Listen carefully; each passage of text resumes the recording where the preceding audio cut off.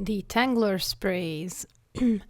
Many doodle moms and dads would love to have a magic thingy which they can put on, spray on their doggies, and magically get rid of the mats which developed while the doggy did not get a brush out or as detailed brush out as they were supposed to.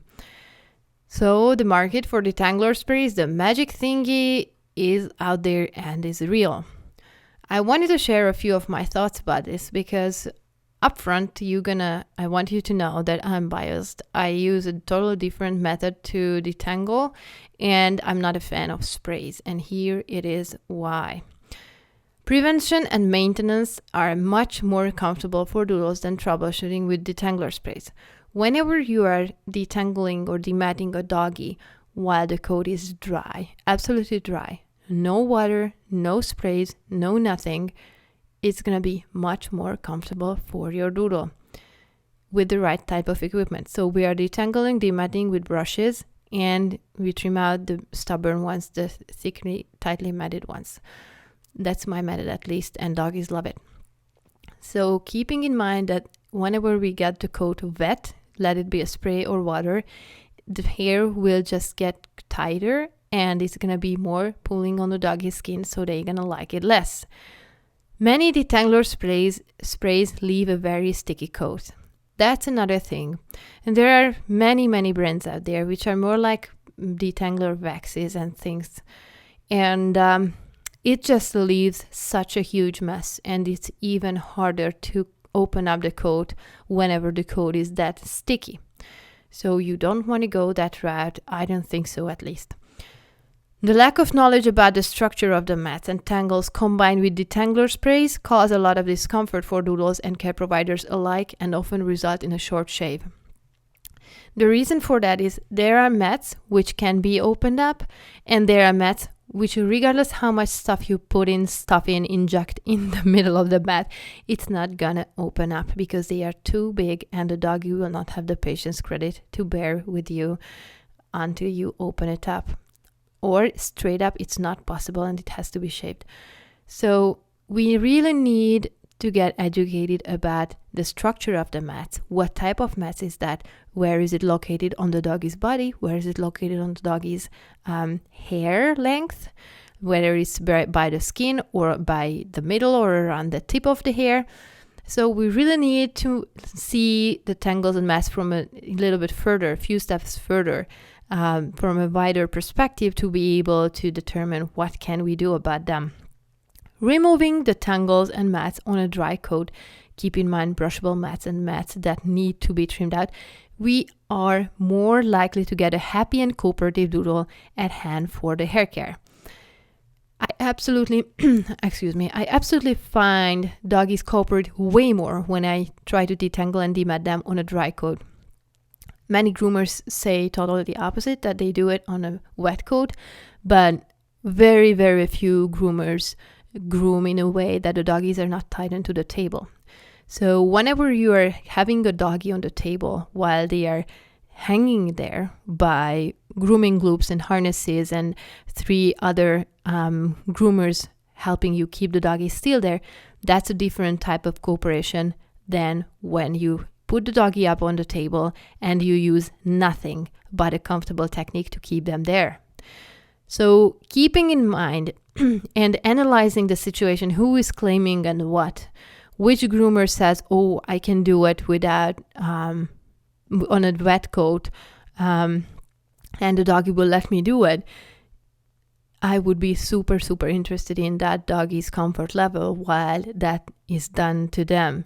Because people can say like, okay, I can do it, but that doggy there, I would bet a lot of things that doggy there who is being detangled and dematted while wet, they're not gonna pull the leash towards the grooming room next time at all.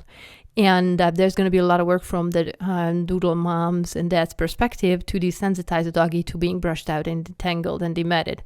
So from my perspective, from my experience, dry detangling, dematting is the way to go. Using the right kind of conditioner will help you with brushing a lot and keeping the tangles away. As an alternative to detangler sprays, you can do prevention, and using a conditioner and not using detangler sprays will help you to keep the tangles away and your doggy comfortable and tangle and mat free. If you're not into brushing daily, you can ask help for finding a hair length and hairstyle solution that will keep your doodle tangle free, get the shaggy look, fluffy look, and free you up from brushing duties. As another alternative to detangler sprays, finding the balance between your willingness to put X amount of time in brushing or zero and your doodle's doggy lifestyle, whether they go wild and you have a pool at home and you really don't want to brush your doggy 3 times a day because of getting soaked all the time, but you want your doggy to get into the pool all the time, we can find a way to keep your doggy tangle and mat free and find the right shaggy look with the desired hair length that will help you with not needing to brush the doggy at all, or just a few times around the face area and the tail, which we left a little bit longer. So keeping in mind the right hair length and hairstyle for your doggy's lifestyle and your lifestyle and willingness to brush, then this will help you as well. Huge. Regular brush out only sessions will fulfill your need to tangle free pup and for brushing free lifestyle. That's another option. In case you are sick and tired of brushing your doggy and you don't want to spend much time around that, or you know that you're going to have a baby in a few months and you're literally not going to have time to do it, you can, instead of using detangler sprays and rubbing it all over your doggy and making it even crazier, you can ask for a brush out only session by your groomer. And that will help you. And you don't have to bring your doggy in for that specific service all the time. You can just bug fix and think in advance and make sure that your doggy is tangle and mat free the gentle way. I could not, and this is one of the heaviest reasons I'm not using detangler sprays, I could not find an effective detangler spray which was non-toxic as well. The grooming supply industry is even looser regulated than the industry providing products for humans.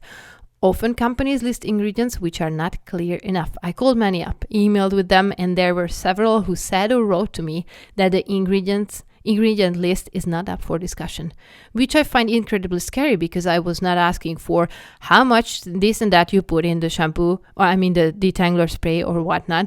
I was not trying to get their secret recipe to make stuff. I just wanted to know what I'm putting on my skin and what I'm putting on Doodle's coat so I can keep them safe. And whenever they tell me and they tell me this and write me this, and they are not standing 100% by their product and telling me what is exactly in there, I'm like freaking out. Like imagine having food out there in stores and they are like, the ingredients are not up to debate. And I'm like, what? You're wanting me to buy your product without even knowing what's in there? Are you crazy? So we really need to keep an eye out. And even for detangler sprays, we need to be label detectives and be absolutely skeptic, because nowadays out there are many, many products which will be on the shelves because of profit, not because of taking care of dogs and their humans.